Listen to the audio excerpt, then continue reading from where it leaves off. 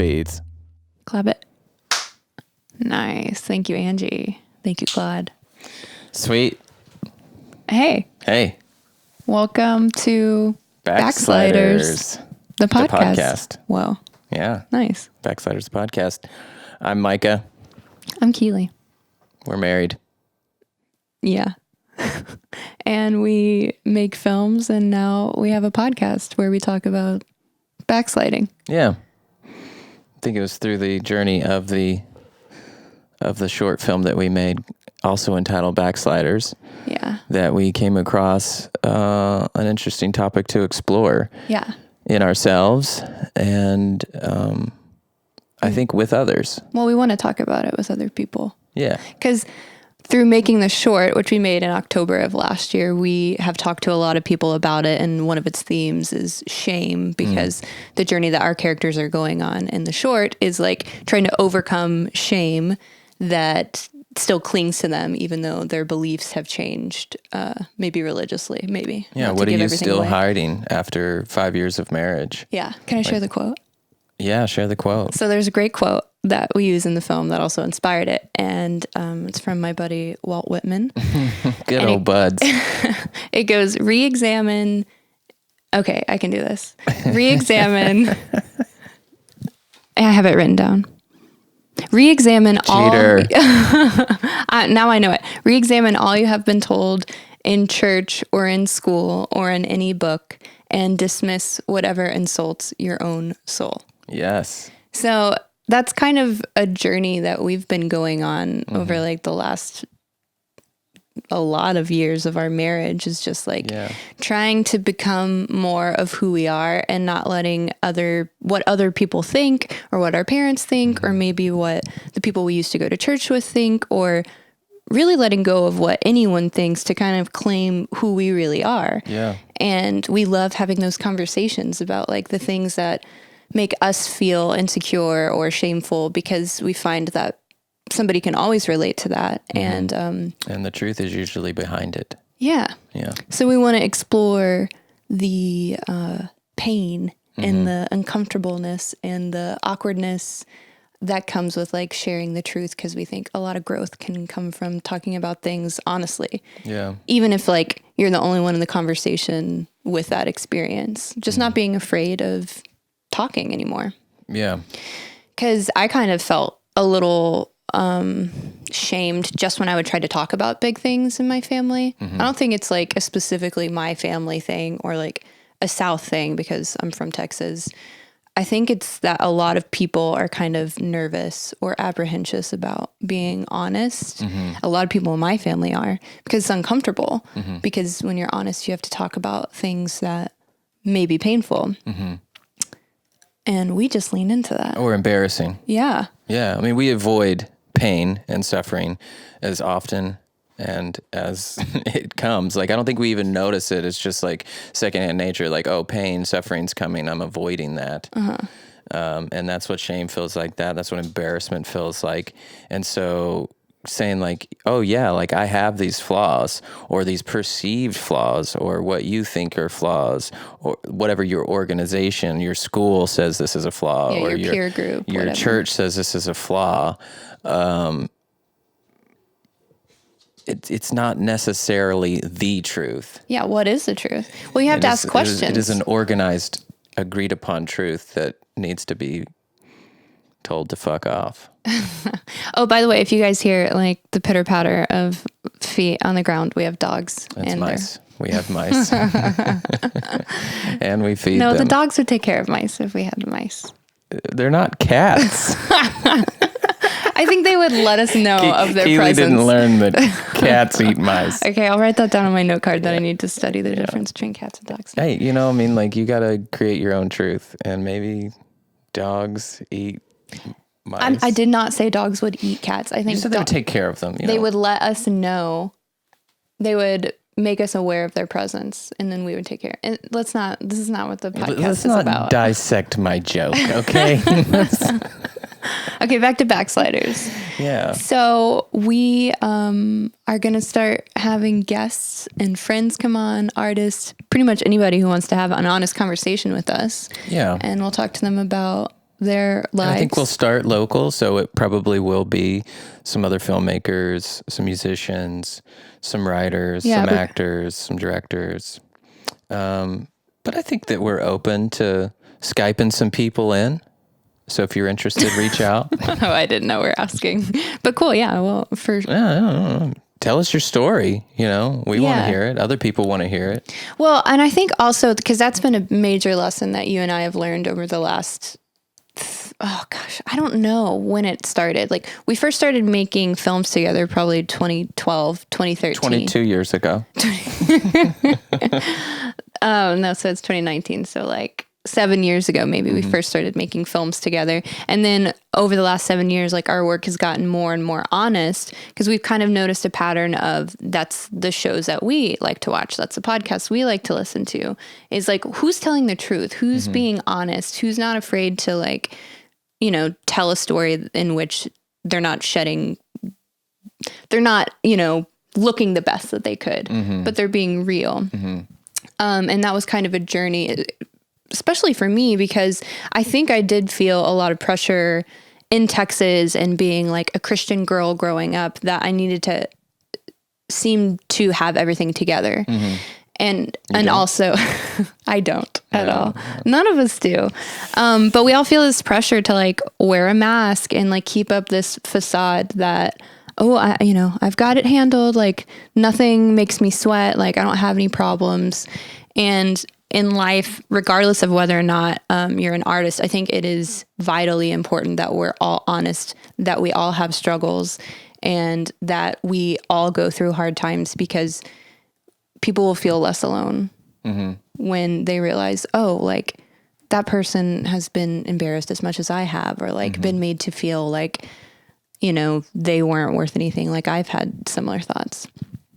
And it's cool to look back and see how much I've grown, because I never would have done this 7 years ago. Even think that I had, like, the right to, like, share my opinion, which is, I think a lot of people feel that way. Like, why should I? Fear of being judged. Yeah. Yeah. And what if I don't get it right? See, this is what, it goes right back to Backsliders. It's like the fear of being judged is the fear of being called a backslider. And we're saying, yeah, we are a backslider. Fuck you. Yeah, we're backsliders. So are you, if you don't realize it yet. Like, you're not perfect, so why are you so afraid of talking about it or admitting it? Because everyone around you is lying. Yeah. They're all lying. Everyone. And you're like, that's what we're supposed to do. We're supposed to pretend like life is perfect. And I'm not saying be pessimistic and, like, focus on the negativity, but don't forget it. For real, don't forget it. Look at it. What can you learn from it? Yeah. What has it made you become? What has it allowed you to become? What have you overcome because of this pain or this struggle or this torture that you had to experience? Yeah, torture. What? That was just a very vivid word. I was just picturing people being tortured. Physical. It could be mental torture. I feel like it's, I don't know what the definition of torture is exactly, but I imagine it's just like people getting on your damn nerves all the time. That's Micah's definition of torture. Have you felt, like, when did you feel tortured? When were people getting on your nerves all the damn time? Do you feel like a specific time? A specific time that I felt like people, I do remember being young and in the church, and noticing that I'm a son of a pastor, so I was, like, raised in a church, and, like, people definitely expected me to kind of be something that I didn't even see myself as, because you're the pastor's kid. Well, I know that's why they thought that about me, but I also was like, felt like, don't do this to me. So it annoyed me, but then also I could tell that people would put on these masks and put on these behaviors and practiced these things to say that just looked like they were happy and looked like they had things figured out. And that fraudulence just like insulted my being. As a kid? Oh my gosh, yes. You're like, why are you doing this? I remember this one girl, she was like 7 years older than me. I was probably 12. Oh, maybe not 7. I was probably 12 and she was like 19. And I remember like torturing her. Like Again with torture. I mean, like, What would you do to her? I wouldn't buy into, like, she would say all the right things and I would just kind of make snarky comments. Oh, that's kind of I kind of been maybe I was a shit, but it was just like, I could see that it wasn't like necessarily really who she was. Maybe it's who she wanted to become. I don't know. I just feel like it can get messy in the journey to becoming who you are when you're like faking it till you make it. And I think that's what we're trying to avoid. Yeah. Is faking it till we make it, as opposed to just like be real until you make it. And what the fuck does make it mean anyways? It's made up. There's no making it. Making it is getting closer to you, yourself. Yeah. What you are, what you stand for. I mean, I think it's up to everyone to like define what making it is or what success is. But I think like that sounds like a very healthy version of success where like you're just being true to yourself. Yeah. And not being ruled by other people, whether it's like a boss or dogma. Yeah. Whatever it is.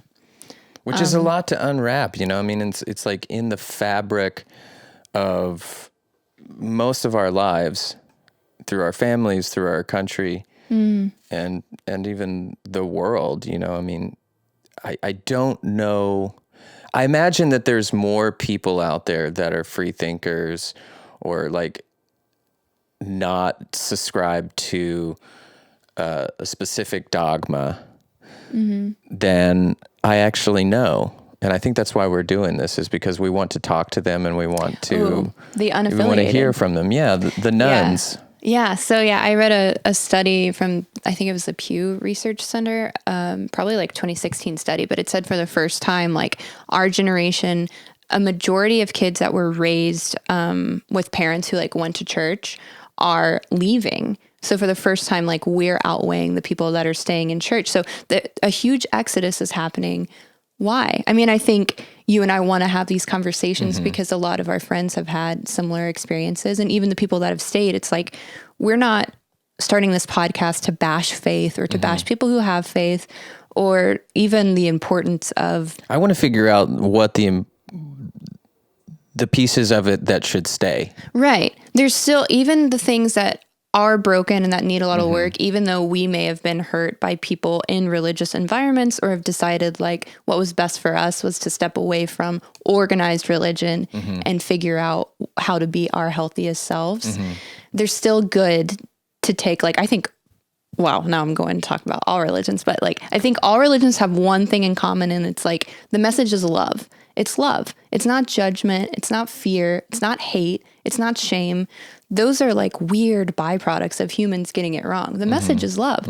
Love yourself, which means embracing who you are, accepting yourself. And I feel like a lot of the time, religion or groups can try to impose a set of standard on what it means to be a good person. Like I feel like for so long I was trying to be a good person, to be good enough. So a lot of time I was really hiding who I really was, even from you. We've been married for 6 years. I like didn't want you to know certain things about me because I didn't want you to think that I was a bad person. That's like a binary lie that I was buying into, that people are good or bad, that, you know, you're a good person or you're a bad person. It's all gray. So you were raised to expect to be judged. Oh, I was judged. Sure. I mean, and I am a little apprehensive. We still are now. Yeah. You know? Yeah. No, we're fighting a fear of judgment in doing this podcast. Oh yeah. In making the short film, in writing other projects that are as honest as possible. And it's not that we're just now dipping into like more honest, authentic content. It's like we have been making stuff based on our lives where we're playing ourselves or like an augmented version just for the fact so we can, say that it's not all true.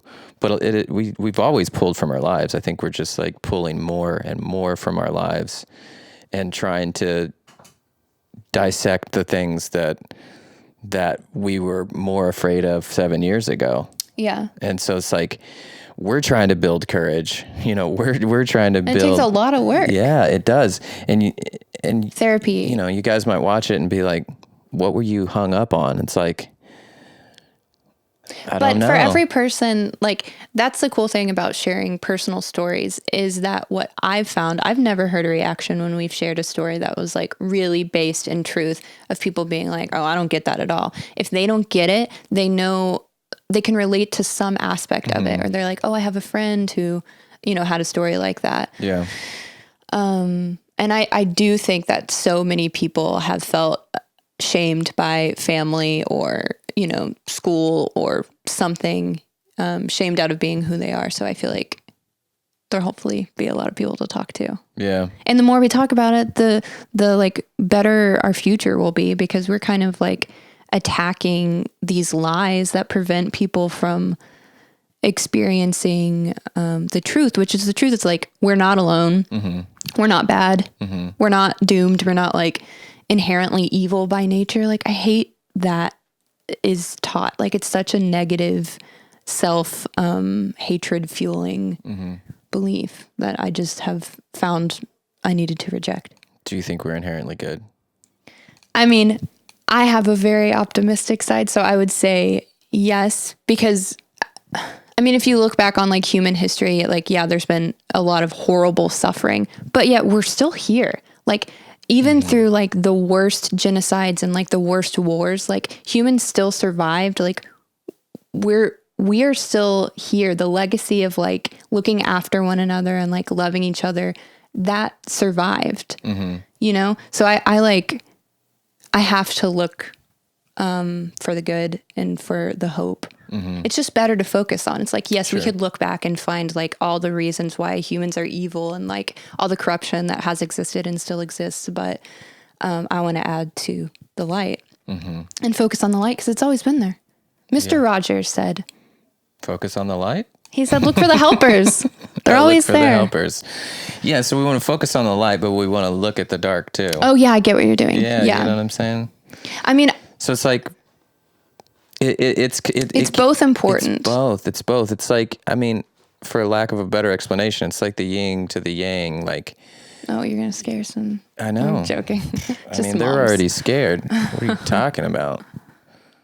We're talking about questioning. I don't even know where yin yang. Like, I know it's from Asia, but I don't know. Oh, I got it. I hope that's right. I don't even know if it comes from a religion or just a cultural.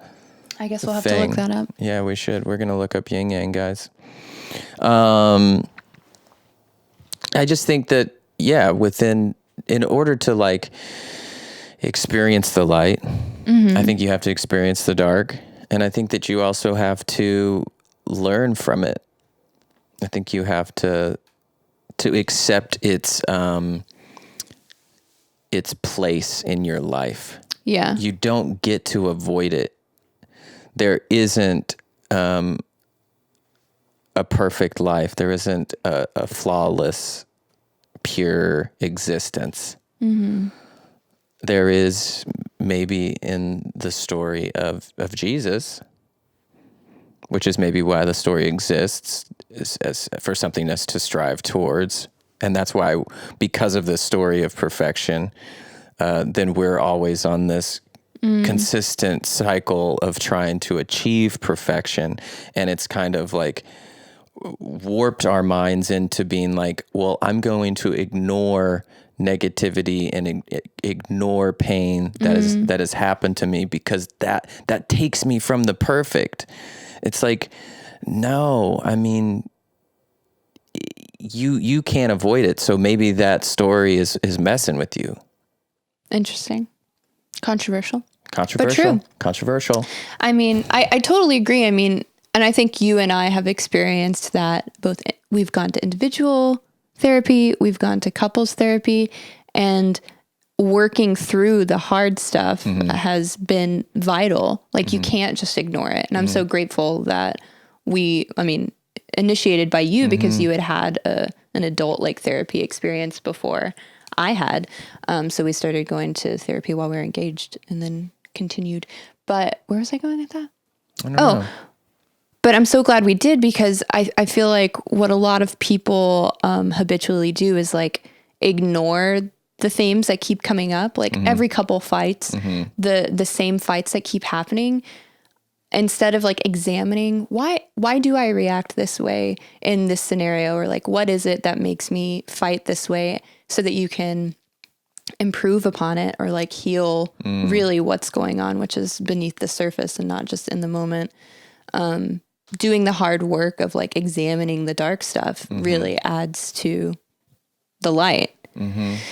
And they're both important. I wasn't trying to say like the darkness wasn't important when I was talking about feeling like people are inherently good. I want to get that message out there because I think it's just like equally important. Like I think it's so great to like be hopeful, but then I think that sometimes we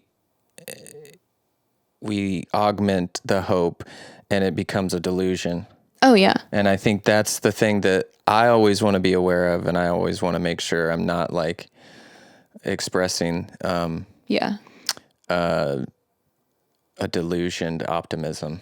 Yeah, I mean, I don't want that either. Yeah. You have to acknowledge both. Yeah. To be I feel like to stay sane and to be healthy is like you can't deny all the bad shit that's going on, but you also can't only focus on that, or like you're just giving up your power.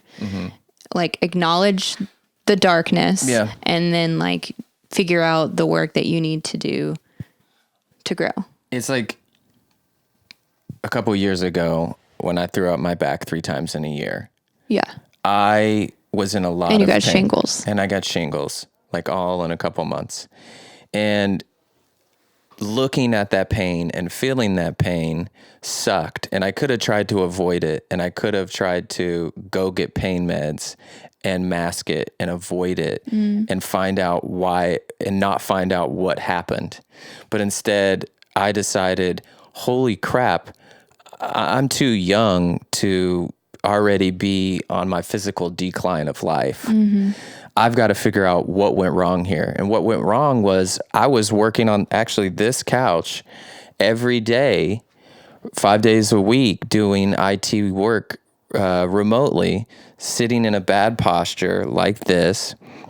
And then I was depressed from finding out that my dad was battling cancer, and it just like crushed me that I was like drinking a bottle of wine every night. I wasn't physically active, and I was just kind of like losing weight, having bad posture, being dehydrated, and I just snapped one of those discs in my back. I just pushed it right out of my back.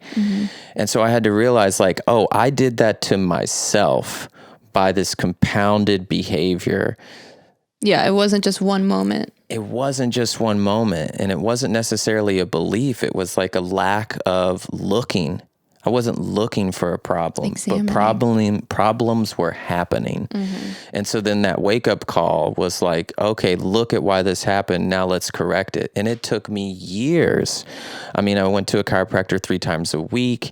I was doing Pilates. I was doing physical therapy at home. I was doing all kinds of work.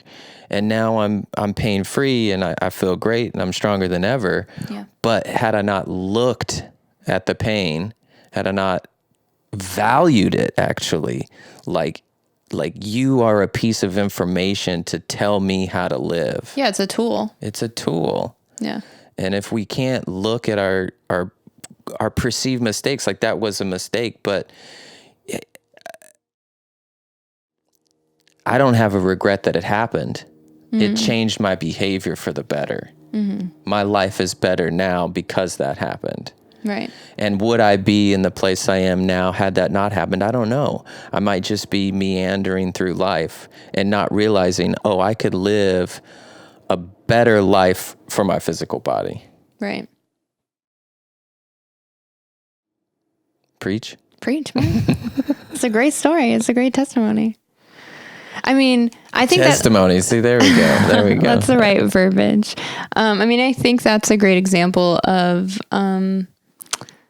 like, life is an experiment. Yeah. I feel like I heard a TED Talk. I wish I had. Maybe I'll look it up and we can give people the specific information if I can find what I'm actually talking about. We'll share. But it was a TED Talk and someone said, like, you are your greatest science experiment. Like, this life is an experiment. So if something feels off, like if you have an experience like that where your body's really like waking you up, snapping you out of something, or maybe that happens emotionally, or like, you go through a really big challenge in life, see what you can change and like how you can experiment with your habits, the people you surround yourself with, where you work, what you do, what information you consume, and like change that shit. Yeah. I think you and I have really prioritized that, and our lives have like changed exponentially in like great ways since we stopped believing limiting lies about like what we're allowed to do, what we can do, what we can't do, who's going to open a door, what if the door never opens, and we're just, you know what I mean? It doesn't even matter, like spending time thinking about when, why, what, how. Just do the work. Yeah, do the work. And I know it's kind of annoying. I've heard that before and been like, shut up, do the work. What is the work? The work is just you figuring out yourself. And ask yourself questions. That's going to be, a big part of this podcast is like, ask yourself the questions that are maybe uncomfortable, the honest questions that you can get like to the heart about like where you are, what you want, and what you're going to do to be the person that you want to be. And asking these questions are scary because they require you to answer them, and then they require you to make a change because of the answer. Yeah. Or how, live with the fact that you're not making the change. Live with the fact that you're not making the change, but that once you're aware that you're not making a change that would change your life, that regret starts to seep in. And that's the worst. I'm just saying it's a choice. Like we are always faced with a choice. Like, do you want to continue on the path that you're on, or do you want to like turn? And only you can make that call. And we shouldn't let anyone else make the call because like we're the only one in the driver's seat of our own lives. Like if I don't like where I'm going, I got to change directions. Yeah. Got to find a better app to follow. Yeah, that's true. Maybe it's an app. Maybe it's a different, Bible. We're developing an app. Any developers out there want to reach out? No, I don't. So this feels like a long time. I think we can wrap it up. Cool. Yeah. So this is Backsliders, the podcast. We're going to have a lot of real conversations with friends and new friends. Yeah, real people. Talking about how they're becoming themselves. Yeah. So please, this podcast is available wherever podcasts are available, and we would love it if you would like rate it, review it, and subscribe it, because we've heard if you rate it and review it, we'll show up for more people because of algorithms. Yeah. And we're all about algorithms. Yeah, that's what we base our lives on. No, just kidding. We don't. But rate it, review it, subscribe, share it with your friends. And if you want to be a guest, call us. Yeah, reach out. Oh, follow us on social media. On Instagram, we're at the Bob Billiams. That's our production company.